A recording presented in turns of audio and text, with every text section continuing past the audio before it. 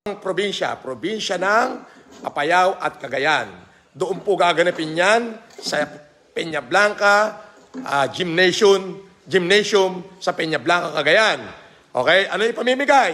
Lahat po ng mga kababayan natin, kahit ilang milyon pa yan sila, na walang capacity pumunta ng optical clinic at bumili ng wheelchair, ay bibigyan natin na, optical clinic, ay bibigyan natin ng libreng check-up, may mga doktor tayo sa amin.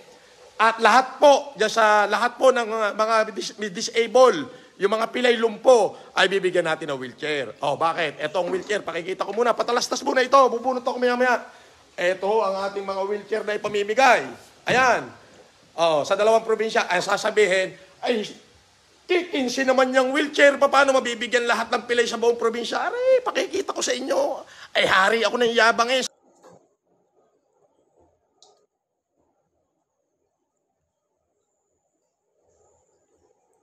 Sa sinasabi ninyo, ayan.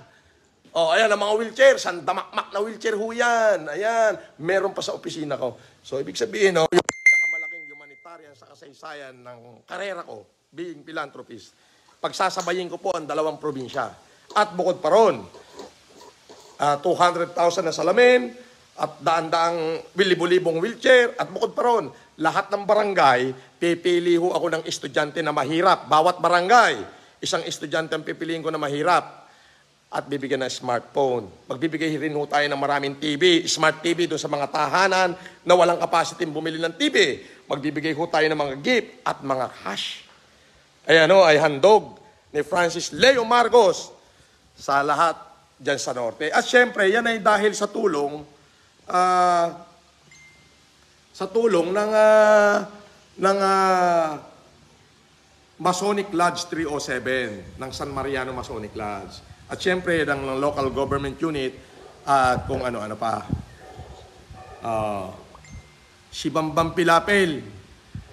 Ano sabi nito? Maganda umaga po, Idol. Sana isa po ako mabigyan ng pambili lang po ng bigas namin mag-ina. Ay, Bambam Pilapil, ganito. Mamili ka. Hihintayin mong mabunot kita. Ora mismo ngayon, bibigyan kita ng 1,000. Pambili ng bigas, may ulam pa yan. Sumagot ka, Bambam Pilapil. Sagot, Bambam. Ang kulit Mag-comment ka, Bambam Pilapil. Hindi na kita bubunutin, bibigyan agad kita ng 1,000 ngayon. Hintay mong mabunot kita after 5 minutes.